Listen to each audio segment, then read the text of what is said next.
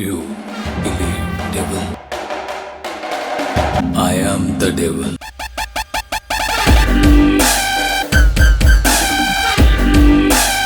So hello guys, எல்லோரும் எப்படி இருக்கீங்க? நல்லா இருப்பீங்கன்ட்டு நம்புகிறேன். இன்றைக்கான வீடியோவில் ஒரு புது மான்வா தான் வந்து பார்க்க போகிறோம். இந்த மான்வாவுக்கு 2 பேர் வந்து இருக்குது. அதில் நான் எந்த பேரை சொல்கிறதுன்னு எனக்கு சரியாக வந்து தெரியலை. ஃபர்ஸ்ட் பேர் வந்து ரீஇன்கார்னேட்டட் முரீம் லார்ட், செகண்ட் பேர் வந்து reborn as the heavenly demon. இதில் எந்த பேரை வைக்கலாம் அப்படின்றத நீங்களே வந்து கமெண்ட் பண்ணுங்க. அப்புறம் இந்த மான்வாவோட ஒன்லைன் வேணும் அப்படின்னா ஒரு குறைஞ்சது ஒரு 10 பேராச்சும் கமெண்ட் பண்ணிங்கன்னா நான் போயிட்டு ஒரு ஷார்ட்ஸாகவே அப்லோட் வந்து பண்ணுறேன். அதை மறக்காமல் வந்து பாருங்கள். ஆனால் அதுக்கு ஒரு 10 பேராச்சும் வந்து கேட்டால் மட்டும்தான் என்னால் அதை வந்து தனியாக ரெடி பண்ணி போட முடியும். பார்த்துக்கங்க. சரி, ஓகே, ரொம்ப பேசாமல் வாங்க வீடியோக்குள்ளே வந்து போகலாம். எபிசோடோட ஸ்டார்டிங்கில் பெரிய ஒரு ஊரை வந்து காட்டுறாங்க. அந்த ஊருக்கு சென்டரில் ஒரு வீட்டை வந்து காட்டிட்டு இதுதான்ப்பா முரீம் அலையன்ஸ் லீடர் ஹால் அப்படின்ட்டு வந்து மென்ஷன் பண்ணுறானுங்க. அந்த ஹாலில் ஒரு 3 பேரை வந்து காட்டிட்டு அதில் ஒரு தாடிகார கிழவனை வந்து காட்டுறானுங்கல்ல. இந்த கிழவன் தான் முரீம் அலையன்ஸோட ஒரு லீடரா. அந்த தாடிகார கிழவனோட பேரு டென் ஹிஜின் அப்படின்ற மாதிரி வந்து சொல்றானுங்க. பக்கத்தில் இன்னொருத்தர் இருந்தாங்கள, அவனோட பேரு கில் அப்படின்ற மாதிரியுமே வந்து மென்ஷன் பண்றானுங்க. அந்த தாடிகார கிழவனும் ரொம்ப நேரமா எதோ ஒன்றத்தை வந்து யோசிச்சுக்கிட்டு இருக்கானுங்க. இவனுங்களும் ரொம்ப லாங்கில் காட்டுறானுங்க, சடனாக கிட்ட காட்டுறானுங்க.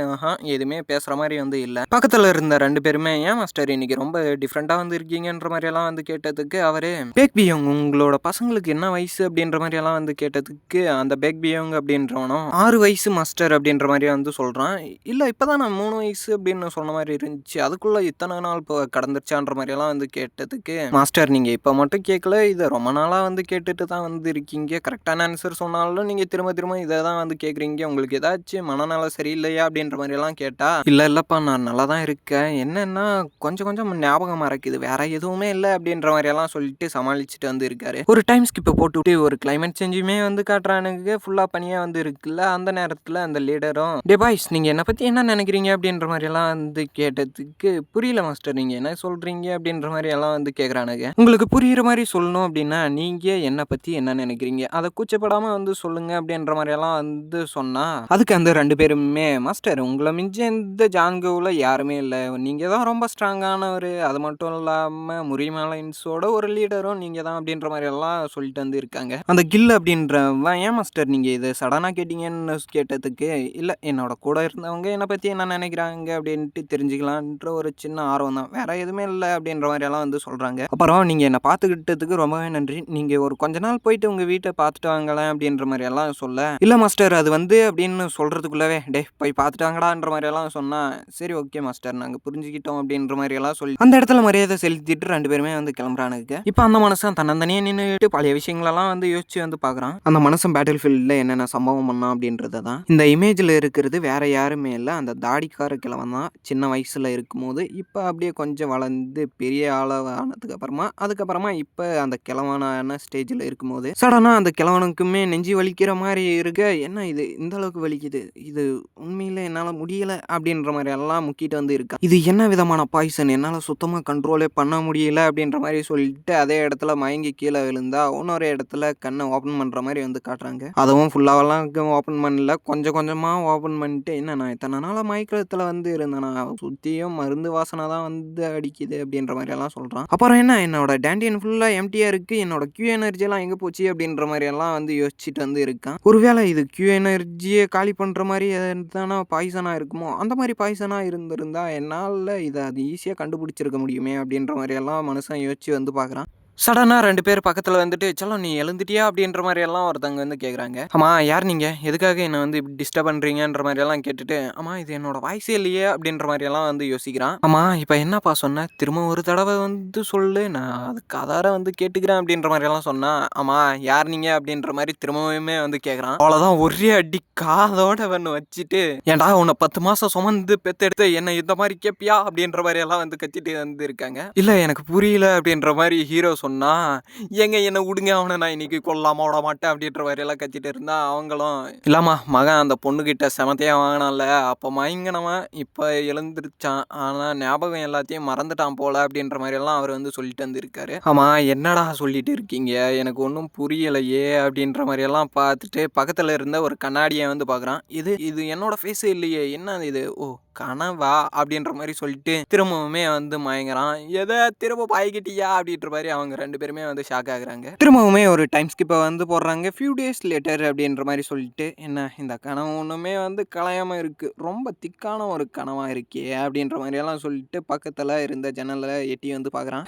எங்கே பார்த்து என்ன பிரயோஜனம், எப்படி பார்த்தாலும் இந்த கண்ணாடியில் இந்த முகம் தான் வந்து தெரியுது, என்னோட அழகான அந்த தாடி வச்ச முகம் எங்கே போச்சுன்னே தெரில அப்படின்ற மாதிரியெல்லாம் பார்த்துட்டு வந்து இருக்கான். சடனாக டோரை ஓப்பன் பண்ணிட்டு யாரோ வர மாதிரி தெரிஞ்சா அந்த இடத்துல ஒரு கிழவன் தான் வரான், மெடிசனை வந்து எடுத்துக்கிட்டு. அந்த கிழவனும், மாஸ்டர் நீங்கள் எழுந்துட்டீங்களான்ற மாதிரி எல்லாம் கேட்டதுக்கு, ஆமாம் இத்தனை நாள் வந்தாங்களே அவங்க எங்கன்ற மாதிரி எல்லாம் கேட்டா, நீ புடுங்களுக்கு இத்தனை நாள் வந்தா அவர் வேற வருவாரா அப்படின்ற மாதிரி எல்லாம் வந்து கத்திட்டு வந்து இருக்கான். டேய் நான் எவ்வளோ பெரிய ஆளுன்னு தெரிஞ்சா நீ இந்த மாதிரி கேட்கவே மாட்டேடா அப்படின்ற மாதிரி சொல்லிட்டு அவன் பழசை வந்து நினைச்சு வந்து பார்க்குறான். அந்த தாடி வச்ச ஃபேஸ் தான். சரி ஓகேடா குட்டி பையன், நான் இந்த இடத்துல இருந்து கிளம்புறேன், அப்புறம் உடம்ப பத்திரமா பார்த்துக்க, கூடிய சீக்கிரத்தில் செத்துருன்ற மாதிரி எல்லாம் சொல்லிட்டு அந்த இடத்துல இருந்து கிளம்புறான். போகும்போதே உன்னோட ஃபேமிலி அழியறதுக்கான முக்கியமான ரீசனே நீ தான்டா, உன்னால தான்டா இந்த ஃபேமிலி நாசமா போகுது அப்படின்ற மாதிரி எல்லாம் சொல்லி டோரை செம ஃபோர்ஸில் வந்து சாத்திட்டு அந்த இடத்துல இருந்து கிளம்புறாரு. சனியம் போய் தொலைஞ்சாண்டா அப்படின்ற மாதிரி எல்லாம் ஹீரோ மூச்சு இழுத்து விட்டுட்டு இருந்தா திரும்பவுமே டோர் ஓப்பன் ஆகுது. அந்த டோர்ல இருந்து ஒரு குட்டி குஞ்சான் தான் வெளியே வரான். குட்டி குஞ்சான்னா இப்போ ஹீரோவுக்கு என்ன வயசு ஆகுதோ அதே வயசுல தான் அவனுமே வந்து இருக்கான். ஏன் மாஸ்டர் நீங்க எப்படி பண்றீங்க, ஊர்ல இருக்கிற எல்லாருக்கிட்டையும் உதவாங்கினீங்கன்னு பார்த்தா இப்போ அந்த பொண்ணுகிட்டயுமே அடி வாங்கிட்டீங்களே அப்படின்ற மாதிரி எல்லாம் சொல்லிட்டு இருந்தா, யாரா நீ அப்படின்ற மாதிரி ஹீரோ ஒரே போடா வந்து போடுறான். ஏன் மாஸ்டர் நீங்க 5 ரூபாய்க்கு நடிக்க சொன்னா 5000 ரூபாய்க்கு நடிக்கிறீங்க, உங்களை பத்தி எனக்கு நல்லாவே தெரியும், ஏன் இப்படி பண்றீங்க அப்படின்ற மாதிரி எல்லாம் ஒரு மாதிரி வந்து சலிச்சுக்கிட்டு வந்து பேசுறான். யாரா நீ வந்தது உடனே இவ்வளோ அட்வைஸா போடுற, எந்த ஊருக்காரன்டா அப்படின்ற மாதிரி எல்லாம் ஹீரோ கேட்டா, ஏன் மாஸ்டர் வெளியே இருக்கிற எல்லாருமே நம்பிட்டாங்க, உங்க அப்பா அம்மாவை முதற்கொண்டு எல்லாருமே வந்து நம்பிட்டாங்க, இப்போ என்னையுமே நம்ப சொல்றீங்களா, நீங்க பழைய விஷயங்களெல்லாம் மறந்துட்டேன் அப்படின்றத நான்லாம் நம்பவே மாட்டேன், கவலைப்படாதீங்க அப்படின்ற மாதிரி எல்லாம் கொஞ்சம் கேஷுவலாகவே வந்து பேசிட்டு வந்து இருக்கான். இப்போ நீ என்னதான்டா சொல்ல வர அப்படின்ற மாதிரி எல்லாம் ஹீரோ கேட்டா, இதை நீங்கள் என்கிட்ட என்ன சொல்ல வரீங்கன்னு கேட்குறீங்களா, இதை நம்பவே முடியலையே அப்படின்ற மாதிரி எல்லாம் சொல்லிட்டு, சரி ஓகே நீங்கள் வாங்கின அந்த 2 கோல்டு காயினை வந்து கொடுங்கன்ற மாதிரி எல்லாம் ஹீரோ கிட்ட அவன் கேட்குறான். ஹீரோவும் மனசுக்குள்ளவே சனியம் பிடிச்சவன் நினைக்கிறவங்கிட்டெல்லாம் வாங்கி இருக்கான், நினைக்கிறவங்கிட்டெல்லாம் காசை வாங்கியிருக்கான், இவன் யார் எப்படியாப்பட்டவனு தெரியலையேன்ற மாதிரி எல்லாம் பார்த்துட்டு வந்து பேக்கெட்டுக்குள்ளே இருந்து 2 கோல்டு காயினை எடுத்து, இந்தாடா நீ கேட்டது அந்த 2 கோல்டு காயின்ன்ற மாதிரி சொல்லிட்டு அந்த 2 கோல்டு காயினை வந்து கொடுக்குறான். மாஸ்டர் உங்களுக்கு உண்மையிலே மூளை குழம்பிருச்சே, நீங்க இந்த மாதிரி எல்லாம் பண்ணவே மாட்டீங்களே அப்படின்ற மாதிரி எல்லாம் அவன் கேட்டா, ஏன்டா இந்த மாதிரி எல்லாம் வந்து கேட்குறேன்ற மாதிரி வந்து சொல்றான். அதுக்கு அவனும், இல்லை இது வரைக்கும் என்கிட்ட வாங்கின காசு ஒத்த பைசா கூட திரும்ப கொடுத்ததில்ல, அதனால தான் எனக்கு திடீர்னு சந்தேகம் வந்துருச்சு அப்படின்ற மாதிரி எல்லாம் ஹீரோவை பார்த்துட்டு சொல்றான். ஹீரோவும் மனசுக்குள்ளவே இவனை பேச விட்டா இதே மாதிரி பேசிட்டு தான் இருப்பான், இவனை டைவர்ட் பண்ணும் அப்படின்ற மாதிரி சொல்லிட்டு, அப்புறம் அந்த சாங்கை பற்றி கொஞ்சம் சொல்லலாம் அப்படின்ற மாதிரி கேட்டா, எதுக்குடா சடனாக விசாரிக்கிற, ஏதாச்சும் சம்திங் பண்ண போறியான்ற மாதிரி அவனும் பார்க்க, நீ நினைக்கிற மாதிரி எல்லாம் ஒன்றும் இல்லைன்ற மாதிரி ஹீரோவுமே வந்து சொல்கிறான். அதுக்கு அவனும், அவங்கள பற்றி சொல்லணும் அப்படின்னா அவங்க ரொம்ப அழகானவங்க, அது மட்டும் இல்லாமல் மேரேஜ் அப்படின்ற வார்த்தையை கேட்டாலே செமையாக கடுப்பாகிற ஒரு ஆள் அப்படின்ற மாதிரி எல்லாம் வந்து சொல்கிறான். ஆமாம் இப்போ எதுக்கு அவங்கள பற்றி விசாரிக்கிற, ஏதோ தப்பாக இருக்கே அப்படின்ற மாதிரி இவனுமே வந்து திரும்பவும் கேட்குறான். அது ஒன்றும் இல்லை சும்மா தான் கேட்டான் அப்படின்ற மாதிரி ஹீரோவுமே வந்து சொல்ல, ஓ அப்படியா, அப்புறம் அவங்கள ஒரே வார்த்தையில் சொல்லணும் அப்படின்னா அவங்க விட்டா சுவாடவே மேரேஜ் பண்ணிப்பாங்க அப்படின்ற மாதிரியெல்லாம் வந்து சொன்னால், அதுக்கு ஹீரோ அப்படின்னா நான் கண்டிப்பாக அவளை ஒரு நாள் தோக்கடிக்காமல் விட மாட்டேன் அப்படின்ற மாதிரியெல்லாம் வந்து சொல்கிறான். இப்போ நான் கையை மடக்கின ஃபோர்ஸுக்கு மட்டும் என்னோட பழைய பாடியாக இருந்துச்சு அப்படின்னா இந்த ஒட்டுமொத்த ஃபேமிலியுமே அழிஞ்சிருக்கும் அப்படின்ற மாதிரியெல்லாம் வந்து சொல்கிறான். சரி ஓகே அந்த ஆக்சிடென்ட்டுக்கு முன்னாடி என்ன நடந்துச்சு அப்படின்றத கொஞ்சம் சொல்ல முடியுமான்ற மாதிரியெல்லாம் வந்து கேட்டா,